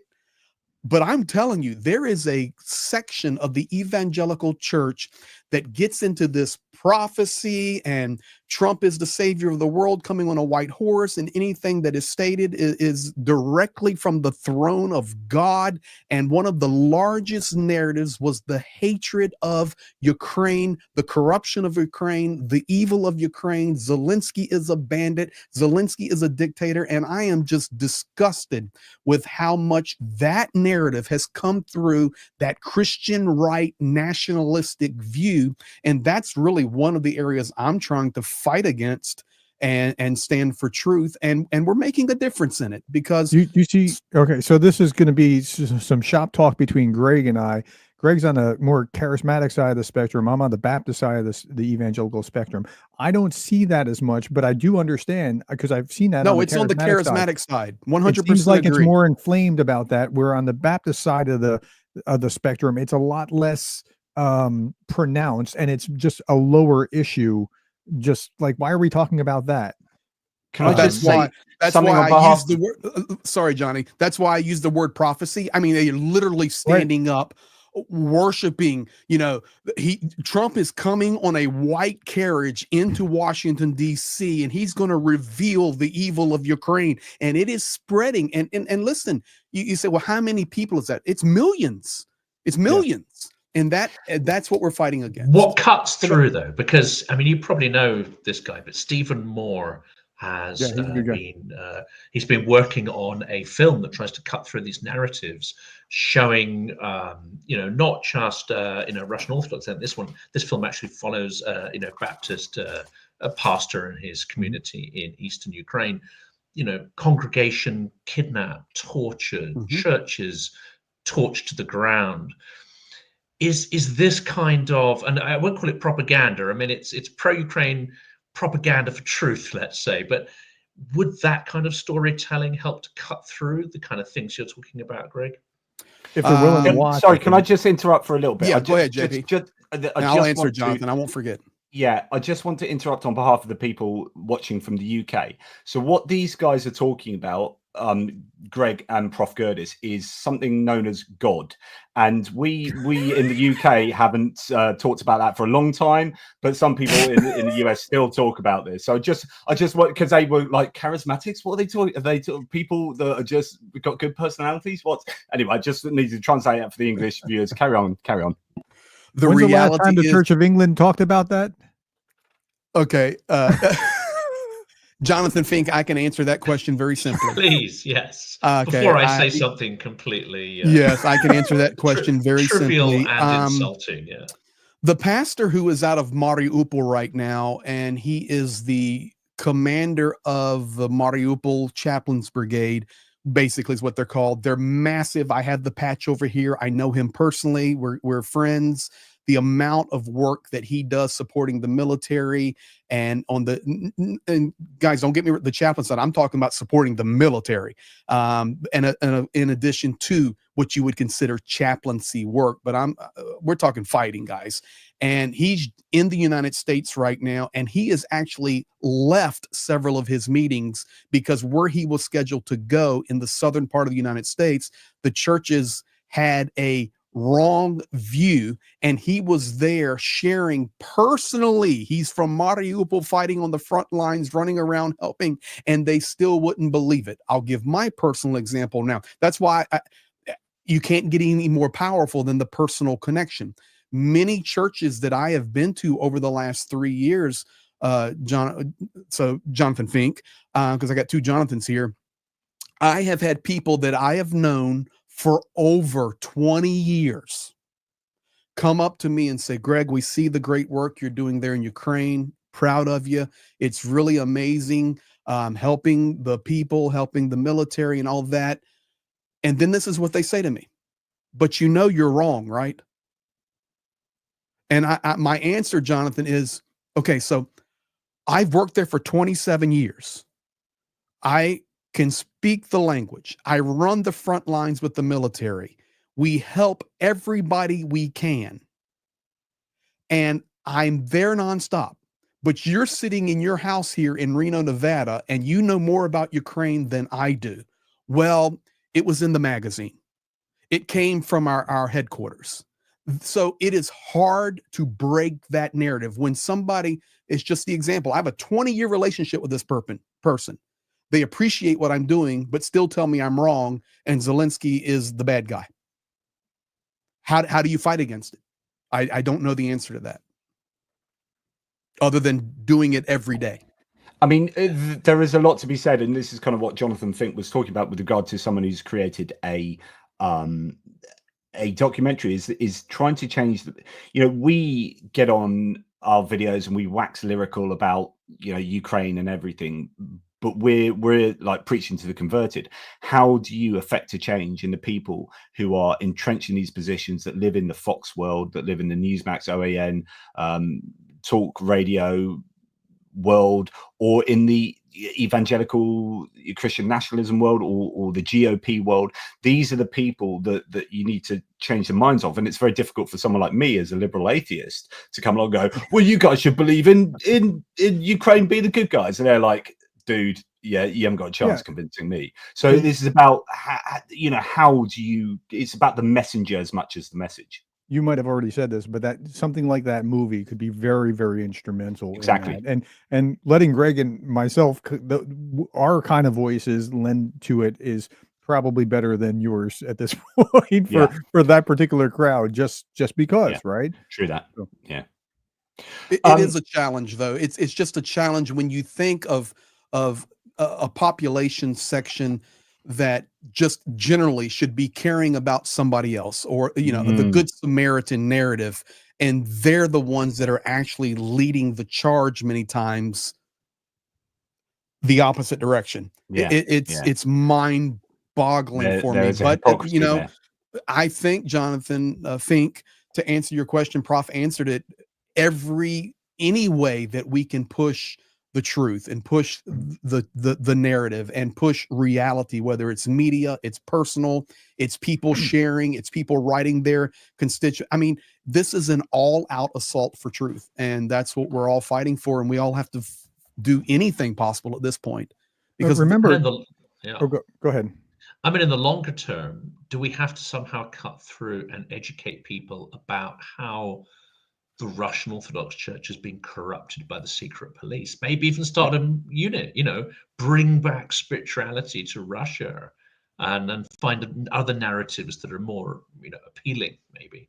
I've been beating down this path for a little while here. I was talking to Constantine about this like a year ago. I was talking to you, Greg, about this some time ago as well, where like people that once listened to Tucker, like there are some that still listen to him, but people that listen to, like, Tucker was like kind of an accepted source, and then he kind of went like way off the rails here, and like he was the one really like, the Ukrainians, they outlawed an entire religion, and so people are just hearing that repeated again and again rather than understanding what actually happened. And if you understand, like when Putin talks about traditional values, he's not talking about what Greg and I are like in going to church on Sunday morning and trying to love our neighbor, right? That's a very different thing than what Putin means by that. Like Greg and I will probably be like, you know what? I'm pro-life, right? So Greg and I are going to probably be on that side of the spectrum, but because we care about the human being, not because we're trying to raise another army in 20 years. There's a big difference between those two positions, and good people can even sit down and agree or disagree and hear each other and that sort of thing. But I mean, I'm on this particular side of the spectrum, and that looks like I'm there with Putin, but for a whole different reason. Yeah. It's not for that reason at all. Where we just have to. His pro-life is make more cannon meat. That's exactly right. That's exactly right. And this is one of the statements that I'm reading the comment there. Putin is an atheist. I think that's. I don't know what Putin is, to be honest with you. And he uses the church. He uses the church. It's frustrating to watch how he. Sorry, I just saw he'll show up and that sort of thing. Go ahead. I do want to say this though. That is part of the narrative that gets twisted, and this is how we have to try to figure out how to untwist the narrative, because here's a fact: the Ukrainian government, led by the wartime president Vladimir Zelensky, has closed Russian Orthodox churches that were being utilized by the FSB to destroy Ukraine from the inside out. It was not a religious move. It was not a repression of freedom. It was a defense of their state, blocking the traitorous activity that was happening to take place inside and through that Kirill-led evil propaganda FSB KGB war machine known as the Russian Orthodox Church. So then the American right nut jobs like Tucker Carlson take that, turn that into the story that Zelensky's closing all the churches. And then what happens is the Christians hear that and they go, well, my God, that's so evil. And none of it is true. They were closing corrupt, evil enemies of the state. And that's what's so difficult to battle against. And, we have to translate it into ways that people understand. And I think, that's as true for an audience in Europe as it is for anywhere else. Would the US have tolerated, let's say, a German-run church operating right across the US during World War II? I mean, would that have been tolerated if it had been proved that they were disseminating Nazi propaganda? And everyone's instant answer would be like, are you crazy? Of course we wouldn't. Yeah, and we got to tell stories that resonate.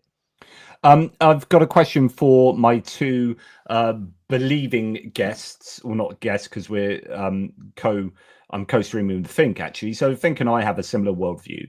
Greg and Prof. Gertis are somewhat different. And my friend Rob has asked, JP, would you guess celebrate if either Trump or Putin, so let's go Putin here, because I think that's, but if Putin was assassinated, interesting theological discussion. How would you feel if Putin was assassinated? Personally, I wouldn't be in favor of that. I want him to actually stand trial for his crimes, and I know that's idealistic. I don't know that that'll happen, but that's what I would like to see in an ideal world. And if you did assassinate Putin, what's the next guy going to be like? I'm not trying to say like, yeah, I understand you're getting rid of an evil, but you're probably replacing an evil because ideologically it hasn't gone away. But I'll leave that to the experts. But on a here with battlefield, Jonathan. but Darren, on the battlefield, what you are doing is assassinating each other. Yeah, And I understand that. And Putin is a commander in chief, effectively, and so therefore he is the ultimate general. And so, actually, I would argue that is actually part of the. If you are saying it's okay to have people dying, not okay, but like I can justify this soldier shooting that soldier, and this sniper taking out that soldier, then actually, what's the difference of this sniper taking out the commander in chief? Okay, now I have to defend my answer here, and I'm perfectly fine with doing that. So for ideological reasons, I don't want that because I want him to stand trial and have to see what the world see, like this is wrong. This I want a Nuremberg like something. I know it's ideal, but it may not happen. But there's a practical reason as well. Nothing will rile Russia and create a rally around the flag effect more than the assassination of their president.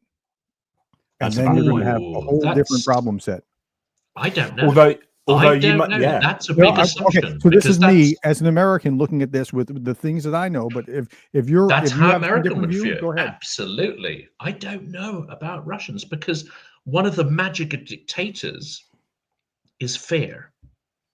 They can only exert fear when they're alive. The minute they're dead, that fear is gone. So we don't know what underlying feelings there are to Putin. Certainly earlier on in his reign, I think there was certain genuine sense that, he has contributed to a revival of Russia and its strength, and he's brought back respect to Russia and the world. But since the war began, I think that has been eroded considerably.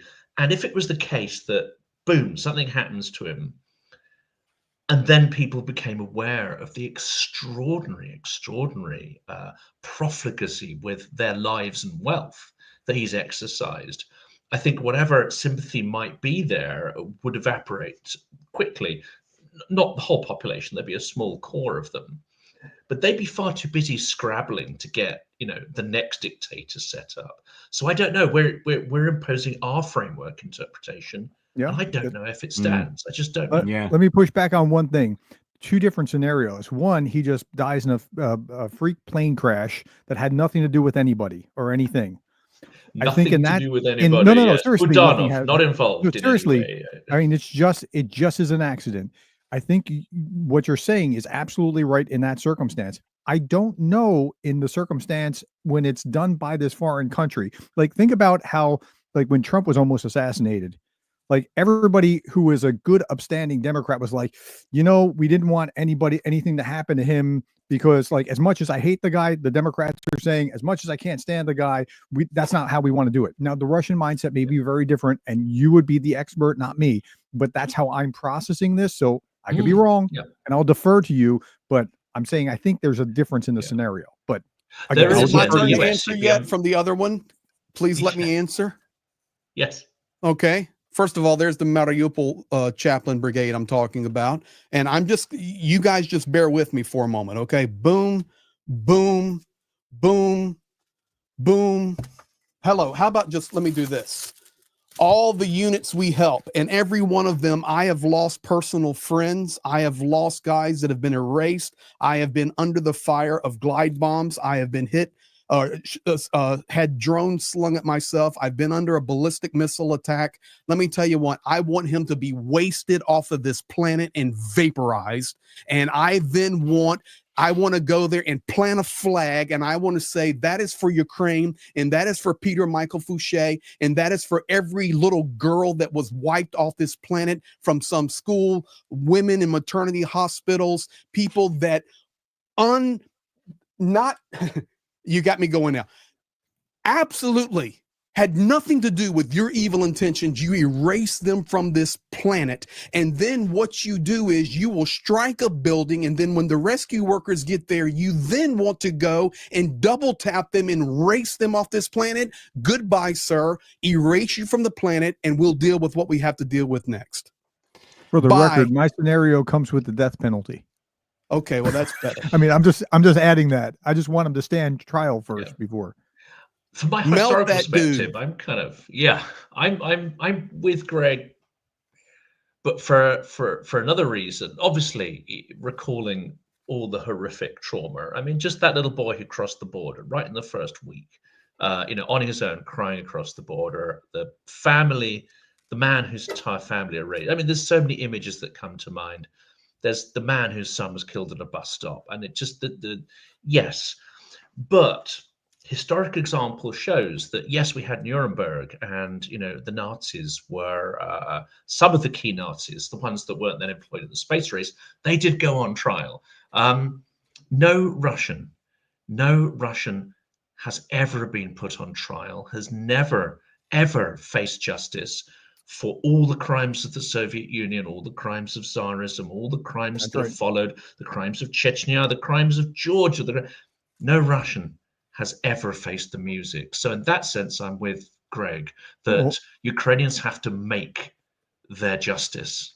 Hold on, you're supposed to be with me on that. So, like, let me explain. This is what Timothy Snyder talks about, where because they haven't faced, like the USSR collapsed, but they never had to face the music like Germany did, like Japan did. And so that's what I'm talking about, like where they have to come to terms with that this cannot stand, and then they can join the community of nations in a different way. They've never had to do it, and that's part of why they're still having the empire mindset. Totally agree with you there. If there was a chance to have that re-education program and some truth reconciliation, absolutely. The reality is, however, as we enter a world of let's say autocrats feeling they have greater impunity even than they did before, if we're faced with the situation that Russians will never be held to account, then there's the Mossad solution, which is you go and you collect your evidence and then you go and take these guys out. And I think that's almost certainly what Ukraine will end up doing. I don't want people to misunderstand me. I'm not for just running around killing people, but this, evil needs to be wiped out. And people have paid such a high price. And I will remind you guys that Donald Trump issued an executive order imposing sanctions on the ICC. There's no value and regard for The Hague or international. You guys were addressing that and speaking to that. But when you get down to the personal story, I don't know if you remember very early in the war with Bucha and Irpin, and we saw the famous picture of the guy riding his bicycle and he was laid over on the side of his bicycle. That was my personal friend. I knew that person personally. It was the first person in the war, and it was very early, just in the first few days of the war, that I personally knew that was killed, and literally killed for no purpose and no reason, and pure evil. And for just that story, you can then just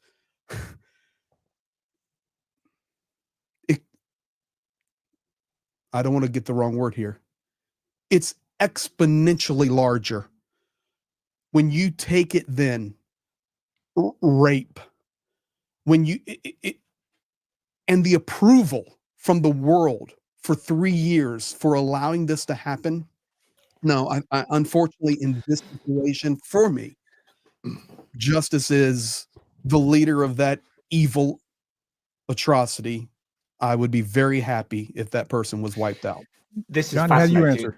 Well, this is fascinating for me, just listening to you guys, because this goes to show that when you have discussions about morality, that is very, on the one hand, we can have moral discussions from an abstract, rational point of view, but actually psychology plays an awful large part in moral decision making. Mm-hmm. So there's a famous philosophical thought experiment called the trolley experiment, where you have a trolley going down a track. It's going to kill five people working on a track, and you can pull the lever and it changes track and it just kills one person. It turns out about 89% of people would pull the lever to save the 5 people and kill the 1 person. So we make that rational decision. But when you then take that thought experiment, it's exactly the same rationale, but instead of pulling a lever, you're pushing a large person off a bridge, and that person is large enough to stop the trolley, and it kills him but saves the 5 people. It turns out that percentage has changed. And so it turns out that most of us are not willing to push someone off a bridge to kill them, but we can pull a lever to kill them. In other words, psychology plays a really important part in our moral decision making. And I think we just saw that, which is Greg taking on board his personal experiences of this war and allowing that to really really influence how he sees this decision, whereas Greg is coming at this from a much more kind of abstract point of view. I would probably come at it from an abstract point of view, but also know that intuitively I would say, yeah, he should be assassinated. That is definitely part of my thinking. But I would probably defer to a moral framework called consequentialism, which is the consequences of an action of what beget the moral value. And there are very many ways of understanding moral consequentialism. It's very nuanced, but in its simplest terms, that's what you see in the lever pulling, which is the consequences is 1 person dies rather than 5. I would just say I would advocate assassinating Putin, but it would be largely contingent upon a probability assessment of what would happen if he was killed. And because we don't know that, I would have to go to loads of experts, and it would actually be quite a long and drawn out thing where I'd be like, these people say this people says that. Like, what happens if he was assassinated? Just like Jonathan Fink was saying, we don't know. Actually, the Russian population could be absolutely waiting for something like that to happen. But then you might get someone equally as evil that takes his place and could do even worse. And so I would have to have a pretty good probability assessment in my mind of what would likely happen, and then use that to justify my decision. So 1 second, Jonathan, you can go. I'm just going to make one quick statement. I mean, I completely agree. It's so complex, and it's really interesting to look at it from so many different perspectives when you have that personal emotional attachment versus a detached logical or morality based process of thinking and thought. And then you can take it to the next level, that if we allow assassinations, then that breaks the rules of war. And then what happens to the next country? And then what happens? I remind you that it was the assassination of Archduke Ferdinand that started World War I. So by doing that, now do we start World War III or IV? You know, it's very complex. And I think it's very interesting that we can look at it from different perspectives and realize that regardless of how we view it, there's definitely going to be a repercussion. Definitely. My TLDR would be that if I had a pretty good idea that assassinating Putin would expedite the end of this war, which would be to the benefit of Ukraine, then I would absolutely say yes. I would, because actually there are so many people whose lives would be saved, and Ukraine would, you know, if it brought about the Russians pulling out of Ukraine, or much more likely bring that about, I would be advocating for that. Johnny, do you think it would have been a good play for Russia to have assassinated Zelensky if they could have done it, or would that have been a catastrophic backfire? They've tried numerous times. I know they've tried. Not but would it have been a catastrophic backfire where every Ukrainian man, woman, boy, child, women, child, girl, everyone? No, it wouldn't have changed anything. I think it would have changed. I think it would have changed quite a lot. So if I was Putin, so if I was a complete bastard, basically, and I'm an evil man, right? But I have my objectives in mind. It depends when it happened. If it happened right at the beginning of the war, that would have been good for Russia. If it happened now, or like within the last kind of maybe 2 years or something like that, I don't know. Interesting. It might have backfired. But then the thing about Zelensky is he is an iconic leader, and he's a tireless campaigner for Ukraine. Now, I don't know if there's someone that would actually fill his boots as effectively on the international stage as he does. You know, Trump notwithstanding. So I don't know. It depends when, and I'd have to. He'd be a Lincoln or a Martin Luther King. Like, he'd be far bigger than he ever was. I think he already is big. I mean, we don't know what his legacy will be in the future. It all depends on how things go in the coming months and years. I think it depends on whether he goes for a term after the war is over, or whether he bows out in tremendous honor. But what wouldn't have changed is the Ukrainian people would have fought. whether he'd lived or whether he hadn't. They would have found another leader. There may have been a lot more problems, internal political problems, but people would have fought. So it wouldn't fundamentally, I think, have changed the strategic outcome where we are today. Putin, however, this is different. He's in charge of a vertical system. It's his own personal weakness, his own lusts, his own, let's say, personal traumas that have shaped him, as well as his KGB training. So we see foreign policy as an extension, yes, of a sort of group or elite he's part of, but fundamentally they're an extension of him as a personality. And yes, there are thousands of Putins in the wings, but it may not be one of those that takes charge. And even if it was one of those, it's going to take quite a number of years for them to establish themselves in the kind of bloodletting and chaos that would follow from departure of Putin. So I would say probably my view is that this is not a moral question. And actually, I think that's almost a red herring, because how, from a moral point of view, or let's say from a religious moral point of view, can you sanctify murder? Surely that goes against everything. But jury, judge, and executioner. Well, let me finish the thought. I think we need to judge it from a strategic point of view. It is, but it's if he's commander in chief, if he's seen as commander in chief, legal murder. Yeah, but it's no more murder than shooting a soldier. If he's commander in chief, that's still murder in my point of view. But yes, I agree with you. I'm agreeing with you. It's sanctified legal murder. Yeah. Okay. So but I think we need strategic. Strategic is the angle. If by killing him, it ends the war faster, saves Ukrainian lives, and prevents subsequent wars, because believe me, Putin is going to start more wars after this one. More and more and more. So strategically, absolutely, take the guy out, no question. I want to agree with Johnny Pierce that it is not murder. It is within the rules of war because of who he is. I just don't think it's a ideally, I want to see a different outcome, and practically, I think it might backfire. But I'll have to defer to think about whether it actually would backfire, because he knows Russia far better than I do, and I'll stand corrected. I'm just happy that we got the two Jonathans going at it a little bit, because earlier Pierce was trying to get me and you going at it, Gertis. So now we've got the Jonathans going at it. I'm enjoying this. Can I just say this question was transcendental psych in the comments is my mate Rob. He lives around the corner, and he started the Tippling Philosophers, from which I get my name ATP, A Tippling Philosopher. My other channel is A Tippling Philosopher, ATP Geopolitics. He's just lobbed in that grenade, and here we are. And that's what we do when we go down the pub. So Rob and I will go down the pub. We won't even ask each other how our families are. We just get a pint and sit down, and we go, right, okay, mate. So the meaning of life, right? And then we'll be like 3 hours of like talking bollocks, and then after 3 hours, it's like, oh, mate, how's the wife? And they're like, oh, are you all right? How's your life? That's what we do.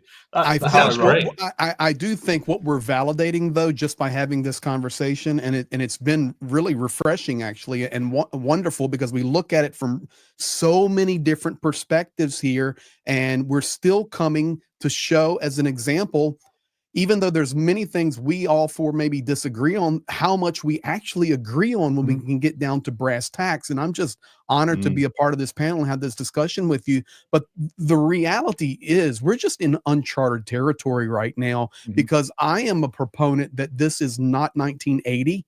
Or not 1950, not 1940, not 1900. This is 2025, and we are dealing with some regimes here. And I keep using this phrase. We were having the conversation in the Signal group there, Jonathan, with Anna from Ukraine, that you have to understand one thing here. Putin is all in. This is his legacy. This is the rest of his life. This is his initiative. He will not be voted out. That's all a farce. Kim Jong-un is all in. He is a dictator of the most evil sort. The Iranian leadership, with the president today blasting Trump, the Ayatollah Khomeini, they are all in. And we can keep that list going on. Our American system and your European systems, you have elected officials for 4 years, 2 years, 6 years, 5 years, whatever it may be. But these guys are all in. And until the West led by the United States and the great nations of Europe, can understand that these evil regimes are not just playing games, but they actually, with their leadership, are all in. It has to change how we view it and how we deal with it. So in that scenario, I hate murder, of course. I'm against murder, but the reality is he is the commander in chief, and this is a war. I would like to correct Greg Terry. It's apparently the British who are the warmongers in chief, according to the Russians today. Yeah, this is true. That they started World Wars I and II. Of course, And we here did. are two examples of warmongers here. And yeah, so we're the peaceful Americans. Well, I don't know. So, how about this, Greg? Not Greg. A pontificator. Oh, well, who's the pontificator? We've got a professor, a pastor, a pontificator, and I don't see what the other comment says, but yeah. Philosopher. You're the philosopher. I'm the pontificator. Yeah, right? Thank you very much. Yeah. Oh, no, you and a tippler. Yeah. Yes. So Michael Vuchar says ATP geopolitics put it to Gerdes. This way, many Canadians are ready to take Trump out because he is a warmonger in the north. See what it says to that. So actually, the Canadians are arguably wanting to do that to Mr. Trump because of the way he's been treated in Canada. Anyway, there you go. It could be that the Canadians are actually war starters, or they would blame Trump. So there you go. Right. I guess we'll probably being attacked by a Canadian, and that's about being savaged by a sheep, I would imagine. Whoa! Don't be harsh on sheep. Canadians. Canadians are just nice guys, from what I've run into. So, well, I wouldn't play them at ice hockey then. Completely agree. Jesper Peterson, thank you very much. That's very kind. Mitch Mazarol, one of my mates from my days of the Atypical Philosopher channel. Very happy to see this gathering. My four favorite horsemen. Thank you. Hit that like button, folks, and get the YouTube algorithm to push this live. Thanks, Mitch. Always a pleasure to have you hanging out. Steve A, thank you very much for your super sticker. One for you, Jonathan Fink. So one of yours. How would you have convinced someone in 1938 who was deeply brainwashed by Nazi ideology that it was the wrong path? Similar situations likely would have occurred with similar chances of success, wouldn't they? This is a tough one, isn't it? Because of course it's slightly easier. It's slightly easier after the war ends because you have evidence of what's going on, and we recall these films where people were taken around the death camps. You know, people who lived in the vicinity were taken around and shown what was happening on their doorstep, and many of them subconsciously would know. But how do you convince it before the full scale of those crimes is actually taken place? That's a very difficult one. I would say, again, you have to think strategically in terms of stopping the Nazi atrocity. If you came back in time and you had that knowledge and you were able to sit down with Church and say that this is what's going to happen, mate, right? Do you spend your time, because let's face it, 1938, you haven't got that long.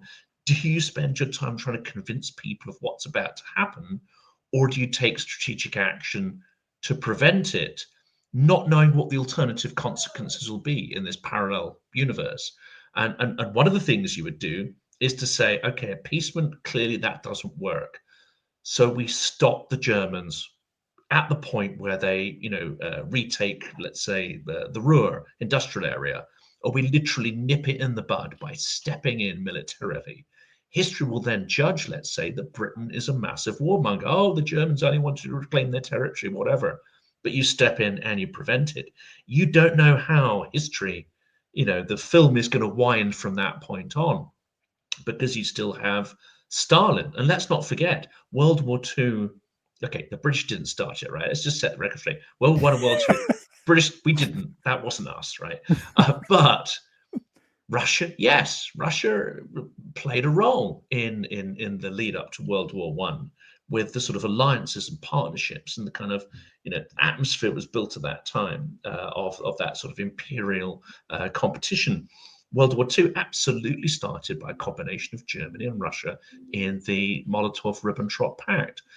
Russia did start World War II. Russia is busy trying to start World War III right now. So I think we have to bear in mind, when they say somebody else started World War II, that is an absolute case of projection, because it was them. And, those in charge of Russia know it. they have this phrase, not the one that we learned on the 11th of November, Armistice Day, when we wear poppies and remember our war dead. We have a phrase, never again. Russia's phrase is "Можно повторить." We can repeat. Interesting. And get it right the next time, For the record, I was just repeating what was the nonsense in the Russian propaganda this morning that I saw, that I highlighted in my video. That was just, I mean, I couldn't get through it without laughing when they were saying that the British actually started World War I and II. So I'm not saying you are. I'm just repeating that nonsense. Oh yeah, no, sure, yeah. Can I? I'm going to have to shoot off pretty soon. I just want to. One of Jonathan Fink's commenters. Every time I see her comment, I'm sorry, this is no one's going to find this interesting at all apart from me. But Bell Ogilvie, who says this, I'm told quite often by Republican men that I should shut up and go to Ukraine if I love them so much. Every time Bell Ogilvie says something, I think about Connor Ogilvie, who plays in defence for Portsmouth, and Pompey and my local team. And so, Bell Ogilvie, you have a special place in my brain for your surname. So anyway, that's not relevant at all to anyone. Putin Puppet, thank you very much for the super chat. He says, I presume it's he, Jonathan, please provide this text, copy paste to spread it around. It's Michael Vuchard's comment that I had on my geopolitics video today. Michael Vuchard, if you haven't watched the geopolitics video, your comment features on that. I'll try and remember to put it on Discord or something. It was a really good comment about China, and it got a lot of, I think, good discussion going. People appreciated that. Anyway, guys, is there anything, I don't know if you guys want to be speaking for much longer, but is there anything you think we haven't covered that you think is important? I think we can just say our goodbyes. This has been an incredible time together. And I'm seeing in the chat where people have just really enjoyed this type of conversation. And I saw the chat fly by a minute ago. Wouldn't it be great if this is the kind of chats that could take place in MAGA places or other places where people don't understand the picture and they work it through and they hash it through and they work together like humans? So yes, that's been great. I'll just remind you that what we have on the table right now is a truce possibility that is now being delivered to Moscow by the American, whoever the American delegation is that is doing that. I don't know. So I don't say, but supposedly, possibly tomorrow, we possibly have a conversation between Trump and Putin on Friday. Right now, the war is raging nonstop. I'm reading my stuff right now. Bullets are flying, drones are flying. There's been a big attack in Dnipro, a big attack in Odessa. Drones are flying all the way over to the Western Ternopil region. The war continues on. And now, as Rubio said, the ball is in Russia's court to see how they respond to this. And what do we do? For me, as I close out, I just say we keep fighting. We keep fighting for truth. We keep supporting these Ukrainian heroes. We stand and we do everything we can for victory, 100% victory. So we shall see. And remember, this is just the truce. This is not negotiations for peace. And people are asking me, Greg, earlier in my live stream, what about the territories? What about NATO? What about this? It's none of that. This is just to develop teams to get a 30-day truce to start talking about it. That's where we're at. Okay. Lightning round. Just answer really, really quickly. Does Russia come to the table right away, or do they have to get strong-armed? How long will it take them? Go. I'll jump in. I found it, and you probably talked about this earlier, I found it fascinating that the massive drone strike came on the eve of this concession. Yeah, we talked about this. Massive assault on Moscow. This is peace through strength. It's a signal. It's a signal to Moscow. We can keep going, right? We can keep going. And actually, the gloves are off. So think about it. Carrot and stick. I think this will be considered seriously in Moscow. They'll be figuring out, can we continue? Can we get more than what we've currently got? Or do we take this pause and use it to rearm and figure out who we go after next? Might not even be Ukraine, might be Central Asia, might be Moldova, might be somewhere else. And when they do strike back, do they punch through, let's say, the Azov coast and try and get to Moldova this time and forget about the rest. They will be seriously thinking, is this the kind of reset we need for our next wave of aggression? Is it my turn? Yep. I think they initially accept this as a truce agreement, and with the intention, though, to get to the negotiating table, where then the discussions can happen that will begin to discuss territorial integrity, where they will then bring into their argument that this is Novorossiya, this is our people, this is our language, this is our culture, and we are liberating them from the Nazi regime, and they will utilize a week to 3 weeks to consolidate. I remind you that North Koreans are there, still coming. Russia is supplied by that military complex out of North Korea, by the Shaheeds out of Iran. Their economy is already leaning on that heavy war economy, and I think they come back at them again. That's me. I'm going to say, well, first of all, I just want to do a couple of the final super thanks. Just to thank you, Ukraine, always in my heart. Thank you, Okie Dokie. Thanks to Ray Blaze as well earlier. Putin Puppet, what do you need to make this conversation international? This conversation is international, and more likes and shares. We're no longer a colony. Puppet. Yeah. Well, I don't know. So my opinion is you are in my mind. My opinion is that I think, I don't know if I'm answering the question, I forget what the question is, but I think you are going to see Russia and Ukraine go hell for leather in the next week. I think they're going to be thinking, right, if we are going to do a truce, we need to expend all of our, we need to shoot everything. So you're going to see drones and missiles. Oreshniks are probably going to be dug out. You're going to get pushing on the front line pretty much everywhere. They want to flush the Ukrainians out of Kursk. I wouldn't even put it past the Ukrainians to do a little attack up into Belgorod or something like nuts like that. But yeah, so I don't know. I think you're going to get quite a lot of pushing there. And yes, Greg. I just wanted to say this. They do have Oreshniks left. I see somebody in the chat, but I haven't even considered that. If something of that nature happens over the next few days, that's a game changer. Then why? Why? Because it'll be armed this time, and it will be devastating. Oh, right. Yeah. In that sense. It will be armed this time. It will not be unarmed. And that the world would be in shock. Listen, it's a devastating weapon. Yeah. I'm sorry. It's a devastating weapon. And of course it can fail. Something could happen, but you mentioned it. I haven't even thought about the Oreshnik, and I've been doing this all afternoon. They had no warheads, did they? The last time it was. It was just the weapon. It was just the weapon. Yeah.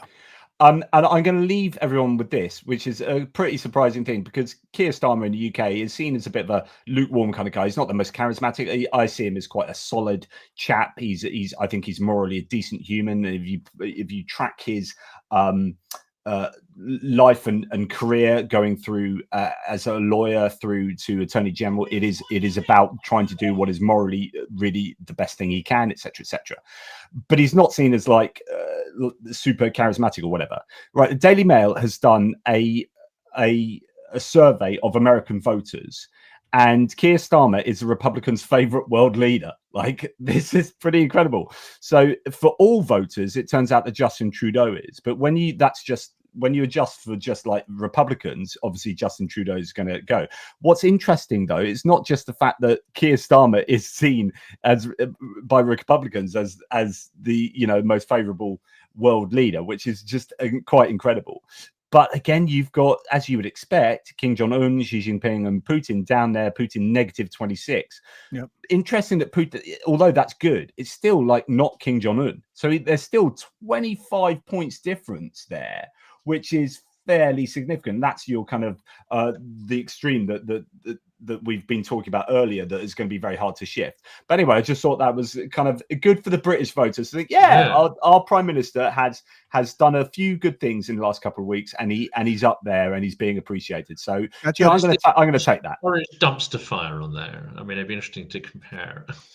That's all that disconnect that I was talking about before too, where Republicans really there's a mixed bag in there. So at any rate, I've got to go myself. So I'm going to sign off here in just a moment. Okay. Yeah, absolutely. Well, I mean, that's me done. I suppose all the. Oh, sorry, Jonathan. Could you mention Jigger's Paw before we go? Because we've just we've smashed through the target, and it would be, before we close it out and do the raffle, it would be great to. Well, we could potentially double it, you know. So yeah, so Jigger's Paw is an amazing charity. We visited them in Lviv. That is what Jonathan Fink is raising money for at the moment. We've just finished our Jigger's Paw campaign, ATP Geopolitics. So on if you check his description, he'll have a link to his campaign. If you check my description, we're now moved on to a NAFO truck campaign that we're doing together with Rick the Ukrainian and Roman Trokovets. So please support either one of those, or preferably both. Jigger's Paw are amazing. NAFO do an amazing job as well, and we're absolutely proud to be standing with Ukraine and providing this kit for them. So please get behind that and help us out by help them out by clicking on the links in the description below. I guess it remains to be said, though, we will be keeping a close eye on this. All of us, all three channels that remain here. Prof. Gerdes has had to do a runner, you know, Nature Calls or something. But in the meantime, guys, I guess Slava Ukraini. Yeah, Geroim Slava, and I would just say it was an honor being with you three. You guys are gentlemen and scholars. Be blessed.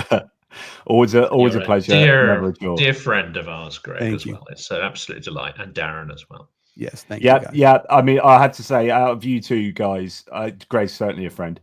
But anyway, only joking, Fink. I love you, man. I love you. I love you, mate. Take care, y'all. But only one of you are the dog's bollocks. I'll leave it at that. True that. Well, the dog has two. I mean, we right. Y'all have a good night. Bye-bye, everybody. Yeah.